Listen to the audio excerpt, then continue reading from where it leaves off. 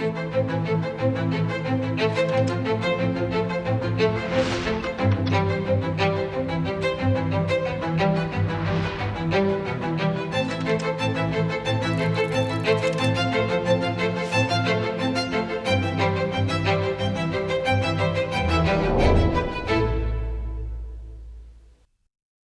প্রিয় দেশবাসী নমস্কার।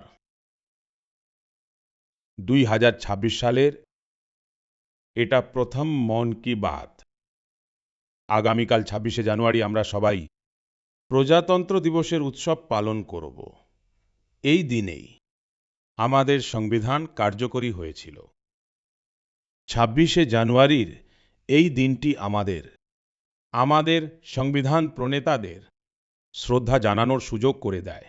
আজ 25শে জানুয়ারি দিনটিও খুব গুরুত্বপূর্ণ। আজ ন্যাশনাল ভোটার্স ডে অর্থাৎ ভোটার দিবস, ভোটার রায়। গণতন্ত্রের আত্মা বন্ধুগণ, সাধারণত যখন কেউ 18 বছর বয়সী হয় তারা ভোটাধিকার পায়। তখন তাকে জীবনের একটি সাধারণ পর্যায় বলে মনে করা হয়। কিন্তু আসলে এই সুযোগটি যে কোনো ভারতীয়র জীবনের একটি অনেক বড় মাইলস্টোন। তাই এটা অত্যন্ত গুরুত্বপূর্ণ যে আমরা দেশে ভোটার হওয়ার উৎসব পালন করি। যেমন আমরা জন্মদিনে শুভেচ্ছা জানাই এবং সেটা সেলিব্রেট করি, ঠিক সেভাবেই যখনই কোনো যুবক প্রথমবারের মতো ভোটার হয় তখন গোটা পাড়া বা গ্রাম অথবা গোটা শহর একত্রিত হয়ে তাকে অভিনন্দন জানাতে পারে বা মিষ্টি বিতরণ করতে পারে। এর ফলে মানুষের মধ্যে ভোটিংয়ের প্রতি সচেতনতা বাড়বে এবং এর পাশাপাশি এই ভাবনা আরও শক্তিশালী হবে যে একজন ভোটার হওয়া কতটা গুরুত্বপূর্ণ। বন্ধুগণ, দেশে যে সমস্ত মানুষ নির্বাচনী প্রক্রিয়ার সঙ্গে যুক্ত থাকেন, যারা আমাদের গণতন্ত্রকে জীবন্ত রাখার জন্য তৃণমূল স্তরে কাজ করেন, আমি তাদের সকলের ভূয়সী প্রশংসা করতে চাই। আজ ভোটার দিবসে আমি আমার তরুণ বন্ধুদের কাছে আবার অনুরোধ করব যে তারা 18 বছর বয়স হলে ভোটার হিসেবে নিজেদের নাম অবশ্যই রেজিস্টার করান। সংবিধান প্রত্যেক নাগরিকের কাছে যে কর্তব্যবোধ পালনের প্রত্যাশা করে, এর দ্বারা সেই প্রত্যাশাও পূরণ হবে এবং ভারতের গণতন্ত্র মজবুত হবে। আমার প্রিয় দেশবাসী,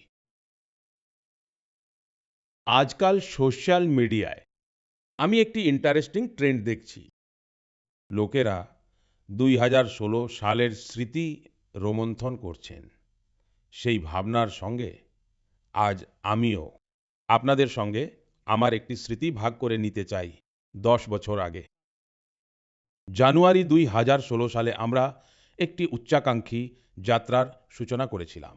তখন আমরা এটা উপলব্ধি করেছিলাম যে এটা যতই ছোট হোক না কেন, কিন্তু এটা তরুণ প্রজন্মের জন্য, দেশের ভবিষ্যতের জন্য খুবই গুরুত্বপূর্ণ। তখন কিছু মানুষ বুঝতেই পারেননি যে এটা আসলে কি। বন্ধুগণ, আমি যে যাত্রার কথা বলছি সেটি হলো স্টার্ট আপ ইন্ডিয়ার যাত্রা। এই অসাধারণ যাত্রার নায়ক আমাদের তরুণ বন্ধুরা। নিজেদের কমফোর্ট জোন থেকে বেরিয়ে এসে তারা যে উদ্ভাবন করেছেন তা ইতিহাসে নথিভুক্ত হচ্ছে। বন্ধুগণ, আজ ভারতে বিশ্বের তৃতীয় বৃহত্তম স্টার্ট আপ ইকোসিস্টেম তৈরি হয়েছে। এই স্টার্ট আপগুলি গতানুগতিক ধারার বাইরে। আজ তারা এমন সব সেক্টরে কাজ করছে যেগুলো নিয়ে 10 বছর আগেও আমরা কল্পনাও করতে পারতাম না। AI, space, nuclear energy, semiconductors, mobility, green hydrogen, biotechnology. আপনারা নাম বলুন আর কোনো না কোনো ভারতীয় স্টার্ট আপকে সেই সেক্টরে কাজ করতে দেখতে পাবেন। আমি আমার সেই সমস্ত তরুণ বন্ধুদের স্যালুট জানাই, যারা কোনো না কোনো স্টার্টআপের সঙ্গে যুক্ত আছেন অথবা নিজেদের স্টার্টআপ শুরু করতে চান। বন্ধুগণ, আজ মন কি বাতের মাধ্যমে আমি দেশবাসীকে, বিশেষ করে ইন্ডাস্ট্রি এবং স্টার্টআপের সঙ্গে যুক্ত তরুণদের কাছে একটি অনুরোধ অবশ্যই করতে চাই। ভারতের অর্থনীতি দ্রুত এগিয়ে চলেছে। সারা বিশ্বের নজর ভারতের ওপর এই সময়ে। আমাদের সকলের ওপর একটি বড় দায়িত্ব রয়েছে। সেই দায়িত্বটি হলো কোয়ালিটি এর ওপর জোর দেয়া। চলছে, চলবে, এই যুগ চলে গেছে। আসুন এই বছর আমরা সর্বশক্তি দিয়ে কোয়ালিটিকে অগ্রাধিকার দিই। আমাদের সকলের একটাই মন্ত্র হোক, কোয়ালিটি, কোয়ালিটি আর শুধু কোয়ালিটি। কালকের থেকে আজকের কোয়ালিটি আরো ভালো। আমরা যা কিছু ম্যানুফ্যাকচার করছি তার কোয়ালিটি আরো উন্নত করার সংকল্প নিই। সেটা আমাদের টেক্সটাইল হোক, টেকনোলজি হোক বা ইলেকট্রনিক্স, এমনকি প্যাকেজিংও। ইন্ডিয়ান প্রোডাক্ট মানেই যেন টপ কোয়ালিটি হয়। আসুন আমরা এক্সেলেন্সকে আমাদের বেঞ্চমার্ক বানাই। আমরা সংকল্প নিই যে কোয়ালিটিতে কোনো খামতি থাকবে না, না কোয়ালিটির সঙ্গে কোনো আপোস করা হবে। আর আমি তো লালকেল্লা থেকে বলেছিলাম, জিরো ডিফেক্ট, জিরো এফেক্ট। এমনটা করেই আমরা উন্নত ভারতের যাত্রাকে দ্রুত এগিয়ে নিয়ে যেতে পারবো। আমার প্রিয় দেশবাসী, আমাদের দেশের মানুষ খুবই ইনোভেটিভ। সমস্যার সমাধান খুঁজে বের করা আমাদের দেশবাসীর স্বভাবে আছে। কিছু মানুষ এই কাজ স্টার্টআপসের মাধ্যমে করেন, তো কিছু মানুষ সমাজের সম্মিলিত শক্তি দিয়ে পথ বের করার চেষ্টা করেন। এমনই এক প্রচেষ্টা উত্তরপ্রদেশের আজমগড়ে প্রকাশ্যে এসেছে। এখান দিয়ে বয়ে যাওয়া তমসা নদীকে মানুষ নতুন জীবন দিয়েছে। তমসা কেবল একটি নদী নয়, বরং আমাদের সাংস্কৃতিক এবং আধ্যাত্মিক ঐতিহ্যের এক জীবন্ত ধারা। অযোধ্যা থেকে বেরিয়ে গঙ্গায় মিলিত হওয়া এই নদী একসময় এই অঞ্চলের মানুষের দিনযাপনের কেন্দ্রবিন্দু ছিল, কিন্তু দূষণের কারণে এর অবিরাম ধারায় বাধা আসতে শুরু করেছিল। পলি, আবর্জনা আর ময়লা এই নদীর প্রবাহকে থামিয়ে দিয়েছিল। এরপর এখানকার মানুষ একে একটি নতুন জীবন দেওয়ার অভিযান শুরু করে। নদী পরিষ্কার করা হয় এবং তার তীরে ছায়া দেয় এমন ফলদায়ক গাছ লাগানো হয়। স্থানীয় মানুষ কর্তব্যবোধ থেকে এই কাজে লেগে পড়েন, আর সকলের প্রচেষ্টায় নদীর পুনরুজ্জীবন হয়েছে। বন্ধুগণ, গণ অংশগ্রহণের এমনই এক প্রচেষ্টা অন্ধ্রপ্রদেশের অনন্তপুরেও দেখতে পাওয়া গেছে। এটি সেই অঞ্চল যা খরা নামক গুরুতর সমস্যার সঙ্গে লড়াই করে চলেছে। এখানকার মাটি লাল এবং বেলে মাটি, আর এটাই কারণ যে মানুষকে জলের অভাবের সম্মুখীন হতে হয়। এখানকার অনেক অঞ্চলে দীর্ঘ সময় ধরে বৃষ্টি হয় না। অনেক সময় তো মানুষ অনন্তপুরের তুলনা মরুভূমির শুষ্ক পরিস্থিতির সঙ্গেও করে থাকেন। বন্ধুগণ, এই সমস্যার সমাধানের জন্য স্থানীয় মানুষ জলাশয়গুলি পরিষ্কার করার সংকল্প নিয়েছেন। তারপর প্রশাসনের সহযোগিতায় এখানে অনন্ত নীরু সংরক্ষণম প্রজেক্টের সূচনা হয়।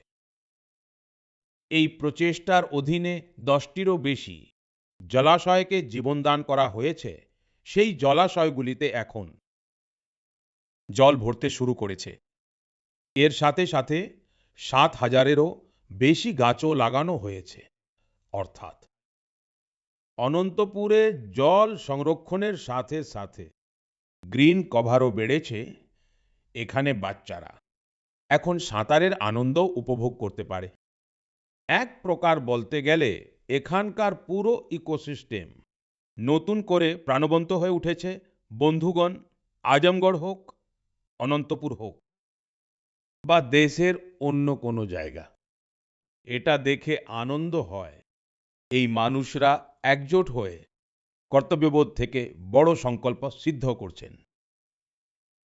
জনসাধারণের অংশগ্রহণ এবং সমষ্টিবাদের এই ভাবনাই আমাদের দেশের সবচেয়ে বড় শক্তি।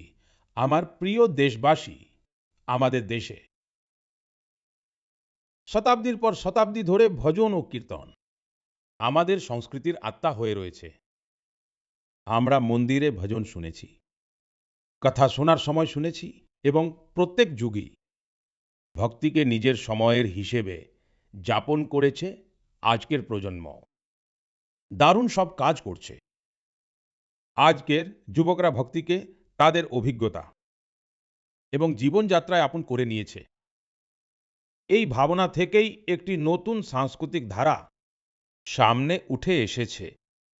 আপনারা সোশ্যাল মিডিয়ায় এরকম ভিডিও নিশ্চয়ই দেখেছেন। দেশের বিভিন্ন শহরে বিপুল সংখ্যায় যুবকরা একত্রিত হচ্ছেন। মঞ্চ সাজানো থাকে, আলো থাকে, সঙ্গীত থাকে, পুরো জাঁকজমকপূর্ণ পরিবেশ। কোনো কনসার্টের চেয়ে কম মনে হয় না এবং মনে হয় যেন খুব বড় কোনো কনসার্ট হচ্ছে। কিন্তু সেই স্থানগুলোতে যা গাওয়া হয় তা সম্পূর্ণ একাগ্রতা, সম্পূর্ণ নিষ্ঠা এবং ছন্দের সাথে। ভজনের গুঞ্জন এই ধারাকে আজ ভজন ক্লাবিং বলা হচ্ছে এবং এটা বিশেষ করে জেন জির মধ্যে দ্রুত জনপ্রিয় হচ্ছে। এটা দেখে ভালো লাগে যে এই আয়োজনগুলিতে ভজনের গরিমা এবং পবিত্রতার পুরো খেয়াল রাখা হয়। ভক্তিকে হালকাভাবে নেওয়া হয় না, না শব্দের মর্যাদা লঙ্ঘন করা হয়, আর না ভাবের। মঞ্চ আধুনিক হতে পারে, সঙ্গীতের উপস্থাপনা ভিন্ন হতে পারে, কিন্তু মূল ভাবনা একই থাকে। আধ্যাত্মিকতার এক নিরন্তর প্রবাহ সেখানে অনুভূত হয়। আমার প্রিয় দেশবাসী, আজ আমাদের সংস্কৃতি এবং উৎসব সারা বিশ্বে নিজেদের পরিচয় তৈরি করছে। বিশ্বের প্রতিটি প্রান্তে ভারতের উৎসবগুলি অত্যন্ত উৎসাহ এবং উদ্দীপনার সঙ্গে পালিত হয়, সব ধরনের কালচারাল ভাইব্রেন্সি বজায় রাখতে। আমাদের ভারতের সেই ভাই বোনদের গুরুত্বপূর্ণ অবদান রয়েছে। তারা যেখানেই থাকুন না কেন, নিজেদের সংস্কৃতির মূল ভাবনাকে সংরক্ষিত করে এবং তাকে এগিয়ে নিয়ে যাচ্ছেন। এই বিষয়ে মালয়েশিয়াতেও আমাদের ভারতীয় সম্প্রদায় খুবই প্রশংসনীয় কাজ করছে। এটা জেনে আপনারা অবাক হবেন যে মালয়েশিয়াতে 500রও বেশি তামিল স্কুল আছে। এগুলোর মধ্যে তামিল ভাষা শিক্ষার পাশাপাশি অন্যান্য বিষয়ও তামিলে পড়ানো হয়। এছাড়া এখানে তেলুগু এবং পাঞ্জাবি সহ অন্যান্য ভারতীয় ভাষার উপরেও অনেক ফোকাস করা হয়। বন্ধুগণ, ভারত এবং মালয়েশিয়ার মধ্যে ঐতিহাসিক এবং সাংস্কৃতিক সম্পর্ককে মজবুত করতে একটি সোসাইটির বড় ভূমিকা রয়েছে। এর নাম হলো মালয়েশিয়া ইন্ডিয়া হেরিটেজ সোসাইটি।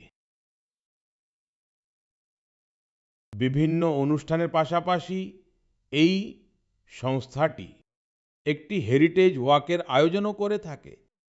এতে দুটি দেশকে পরস্পরের সঙ্গে সংযোগকারী সাংস্কৃতিক স্থানগুলিকে কভার করা হয়।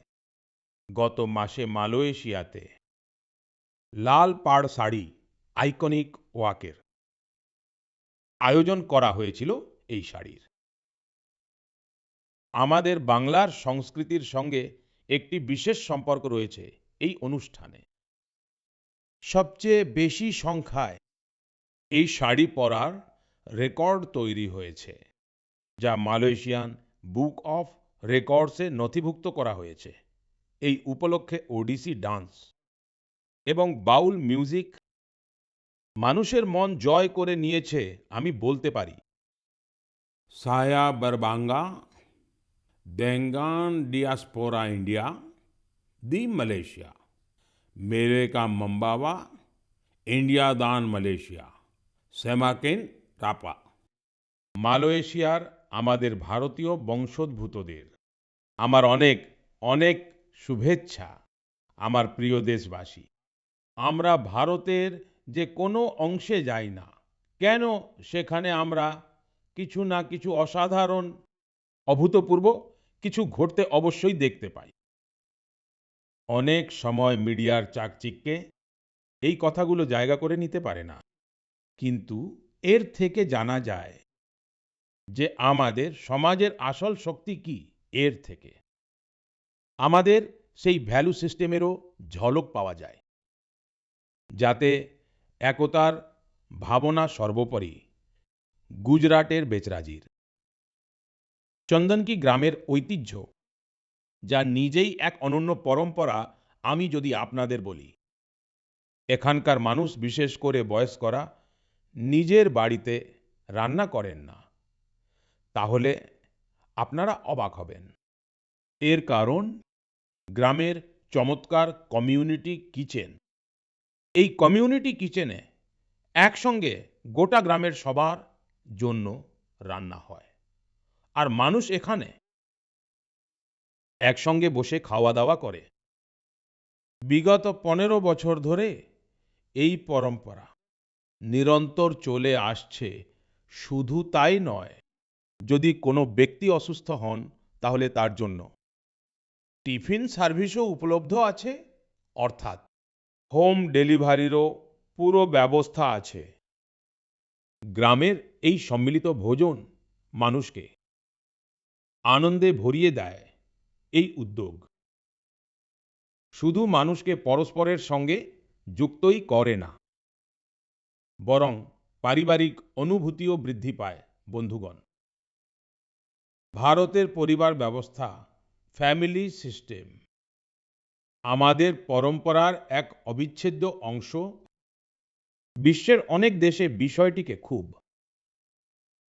কৌতূহলের সঙ্গে দেখা হয়। অনেক দেশে এই ধরনের ফ্যামিলি সিস্টেম নিয়ে গভীর শ্রদ্ধা রয়েছে।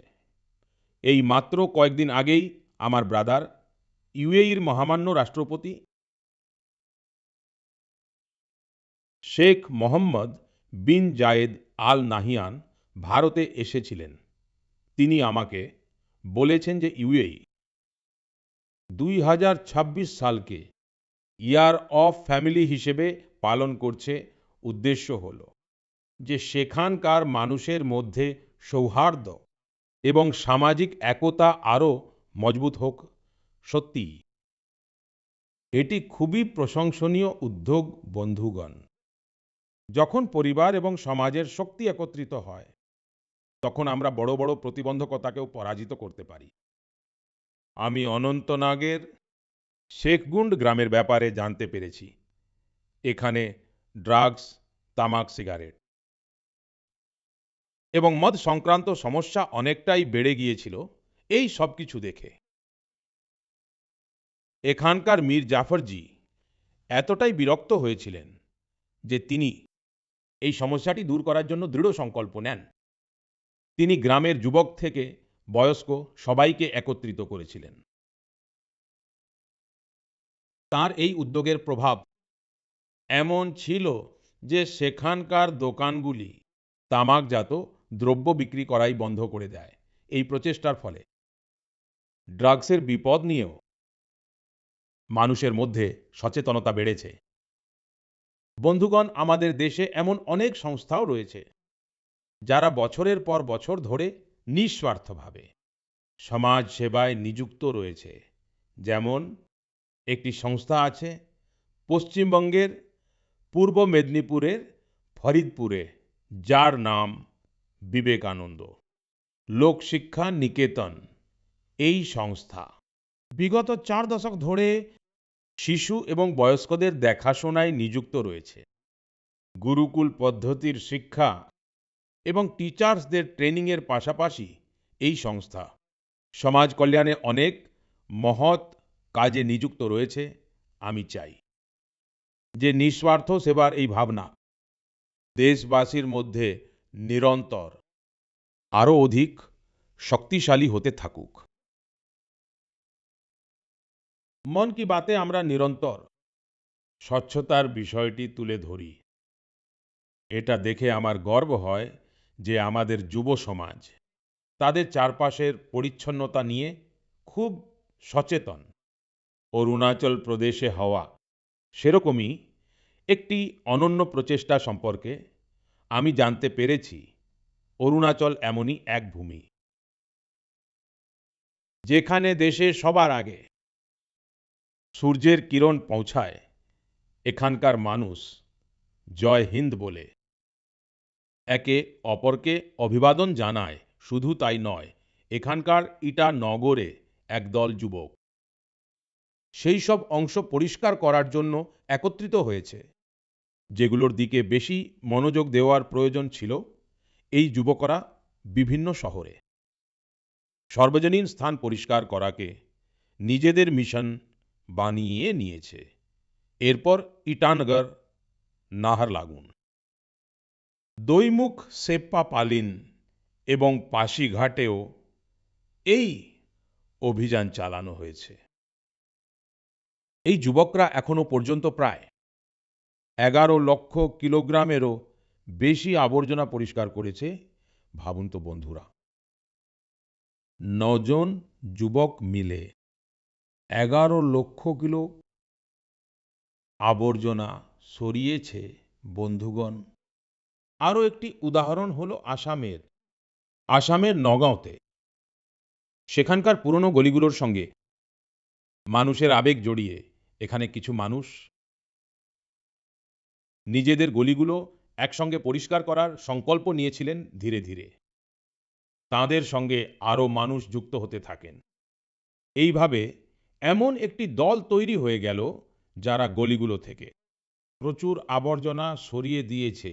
বন্ধুগণ, এমনই একটি প্রচেষ্টা বেঙ্গালুরুতে হচ্ছে। বেঙ্গালুরুতে সোফা ওয়েস্ট একটি বড় সমস্যা হয়ে দেখা দিয়েছে। তাই কিছু প্রফেশনাল একত্রিত হয়ে এই ইস্যুটিকে নিজেদের মতো করে সলভ করছেন। বন্ধুগণ, আজ অনেক শহরে এমন দল আছে যারা ল্যান্ডফিল ওয়েস্টের রিসাইক্লিংয়ের কাজে নিযুক্ত আছে। চেন্নাইতে এমনই একটি দল খুব চমৎকার কাজ করেছে। এই ধরনের উদাহরণ থেকে বোঝা যায় যে পরিচ্ছন্নতার সঙ্গে যুক্ত প্রতিটি প্রচেষ্টা কতটা গুরুত্বপূর্ণ। আমাদের পরিচ্ছন্নতার জন্য ব্যক্তিগতভাবে বা দলগতভাবে নিজেদের প্রচেষ্টা বাড়াতে হবে। তবেই আমাদের শহরগুলো আরও উন্নত হবে। আমার প্রিয় দেশবাসী, যখন পরিবেশ সংরক্ষণের কথা হয় তখন প্রায়শই আমাদের মনে বড় পরিকল্পনা, বড় অভিযান এবং বড় বড় সংগঠনের কথা আসে। কিন্তু অনেক সময় পরিবর্তনের শুরু খুব সাধারণভাবে হয় একজন ব্যক্তি থেকে, একটি এলাকা থেকে, একটি পদক্ষেপ থেকে। এবং ক্রমাগত করলে ছোট ছোট চেষ্টাতেও বড় পরিবর্তন আসে। পশ্চিমবঙ্গের কোচবিহারের বাসিন্দা বিনয় দাসজির প্রচেষ্টা এরই একটি উদাহরণ। গত বেশ কয়েক বছর ধরে তিনি নিজের জেলাকে সবুজ করে তোলার কাজ একাই করেছেন। বিনয় দাসজি হাজার হাজার গাছ লাগিয়েছেন। অনেক সময় চারা গাছ কেনা থেকে শুরু করে সেগুলো লাগানো এবং দেখাশোনা করার সমস্ত খরচ নিজেই বহন করেছেন। যেখানে প্রয়োজন পড়েছে সেখানে স্থানীয় মানুষ, ছাত্র এবং পৌরসভাগুলোর সঙ্গে মিলে কাজ করেছেন। তার প্রচেষ্টায় রাস্তার ধারে সবুজের সমারোহ আরও বেড়েছে। বন্ধুগণ, মধ্যপ্রদেশের পান্না জেলার জগদীশ প্রসাদ আহিরোয়ার জি, তাঁর প্রচেষ্টাও খুবই প্রশংসনীয়। তিনি জঙ্গলে বিট গার্ড হিসেবে নিজের পরিষেবা দেন। একবার টহল দেওয়ার সময় তিনি অনুভব করলেন যে জঙ্গলে থাকা অনেক ঔষধি গাছের তথ্য কোথাও পদ্ধতিগতভাবে নথিভুক্ত করা নেই। আর জগদীশজি এই তথ্য পরবর্তী প্রজন্মের কাছে পৌঁছে দিতে চেয়েছিলেন। তাই তিনি ঔষধি গাছ শনাক্ত করতে এবং তার রেকর্ড তৈরি করা শুরু করলেন। তিনি 125টিরও বেশি ঔষধি গাছ শনাক্ত করেছেন। প্রতিটি গাছের ছবি, নাম, ব্যবহার এবং কোথায় পাওয়া যায় সেই তথ্য সংগ্রহ করেছেন। তার সংগ্রহ করা তথ্য বন বিভাগ সংকলিত করেছে এবং বই আকারে প্রকাশও করেছে। এই বইতে দেওয়া তথ্য এখন গবেষক, ছাত্র এবং বন আধিকারিকদের খুব কাজে লাগছে। বন্ধুগণ, পরিবেশ সংরক্ষণের এই ভাবনাই আজ বৃহত্তর স্তরেও দেখা যাচ্ছে। এই ভাবনার সঙ্গেই সারা দেশে এক পেড় মা কে নাম অভিযান চালানো হচ্ছে। এই অভিযানের সঙ্গে আজ কোটি কোটি মানুষ যুক্ত হয়েছেন। এখনো পর্যন্ত দেশে 200 কোটিরও বেশি গাছ লাগানো হয়েছে।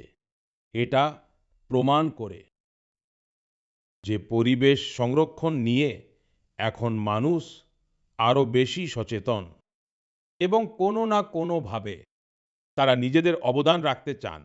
আমার প্রিয় দেশবাসী, আমি আপনাদের সকলকে আরো একটি কারণে প্রশংসা করতে চাই। কারণটি হলো মিলেটস অর্থাৎ শ্রী অন্ন। এটা দেখে আমি আনন্দিত যে শ্রী অন্নর প্রতি দেশের মানুষের আকর্ষণ ক্রমাগত বাড়ছে। যদিও আমরা 2023 সালকে মিলেট ইয়ার ঘোষণা করেছিলাম, কিন্তু আজ 3 বছর পরেও এই বিষয়ে দেশ এবং বিশ্বে যে প্যাশন এবং কমিটমেন্ট রয়েছে তা খুবই উৎসাহব্যঞ্জক। বন্ধুগণ, তামিলনাড়ুর কাল্লাকুরিচি জেলায় মহিলা কৃষকদের একটি দল অনুপ্রেরণার উৎস হয়ে উঠেছে। এখানকার পেরিয়া পালায়াম মিলেট এফপিসির সঙ্গে প্রায় 800 জন মহিলা কৃষক যুক্ত আছেন। মিলেটসের ক্রমবর্ধমান জনপ্রিয়তা দেখে এই মহিলারা একটি মিলেট প্রসেসিং ইউনিট স্থাপন করেছেন। এখন তিনি মিলেট থেকে তৈরি হওয়া পণ্যগুলিকে সরাসরি বাজারে পৌঁছে দিচ্ছেন। বন্ধুরা, রাজস্থানের রামসরেও কৃষকরা শ্রী অন্ন নিয়ে উদ্ভাবন করছেন। এখানকার রামসর অর্গানিক ফার্মার প্রডিউসার কোম্পানির সঙ্গে 900রও বেশি কৃষক যুক্ত আছেন। এই কৃষকরা প্রধানত বাজরা চাষ করেন। এখানে বাজরাকে প্রসেস করে রেডি টু ইট লাড্ডু তৈরি করা হয়। এর বাজারে খুব চাহিদা রয়েছে। শুধু তাই নয় বন্ধুরা, আমার তো এটা জেনে আনন্দ হয় যে আজকাল এমন অনেক মন্দির আছে যারা নিজেদের প্রসাদে শুধুমাত্র মিলেট ব্যবহার করে। আমি সেই সব মন্দিরের সমস্ত ব্যবস্থাপকদের তাদের এই উদ্যোগের জন্য হৃদয় থেকে অভিনন্দন জানাই। আর বন্ধুরা, মিলেট শ্রী অন্ন থেকে অন্নদাতাদের আয় বাড়ার পাশাপাশি মানুষের স্বাস্থ্যেরও উন্নতি নিশ্চিত হচ্ছে। এছাড়াও মিলেট পুষ্টিতে ভরপুর একটি সুপারফুড। আমাদের দেশে শীতের মরশুমকে খাওয়া দাওয়ার জন্য খুবই ভালো বলে মনে করা হয়। এমন পরিস্থিতিতে এই দিনগুলিতে আমাদের অবশ্যই শ্রী অন্ন গ্রহণ করা উচিত। আমার প্রিয় দেশবাসী, মন কি বাতে আমরা আরও একবার বিভিন্ন বিষয়ে আলোচনা করার সুযোগ পেয়েছি। এই অনুষ্ঠান আমাদের সকলকে নিজের দেশের সাফল্য অনুভব করার এবং উদযাপন করার সুযোগ দেয়। ফেব্রুয়ারি মাসে এমনই আরও একটি সুযোগ আসছে। আগামী মাসে ইন্ডিয়া এআই ইম্প্যাক্ট সামিট অনুষ্ঠিত হতে চলেছে। এই সামিটে সারা বিশ্ব থেকে বিশেষ করে প্রযুক্তি ক্ষেত্রের সঙ্গে যুক্ত বিশেষজ্ঞরা ভারতে আসবেন। এই সম্মেলন এআই এর জগতে ভারতের অগ্রগতির পাশাপাশি তার সাফল্যকেও সামনে নিয়ে আসবে। আমি এতে অংশগ্রহণকারী প্রত্যেককে হৃদয় থেকে অভিনন্দন জানাই। আগামী মাসে মন কি বাতে ইন্ডিয়া এআই ইম্প্যাক্ট সামিট নিয়ে আমরা অবশ্যই কথা বলবো। দেশবাসীর আরও কিছু সাফল্যের কথাও অবশ্যই আলোচনা করব। তবে ততক্ষণ পর্যন্ত আমাকে মন কি বাত থেকে বিদায় নিতে দিন। আগামীকালের সাধারণতন্ত্র দিবসের জন্য আরও একবার আপনাদের সকলকে আমার অনেক অনেক শুভেচ্ছা ও ধন্যবাদ।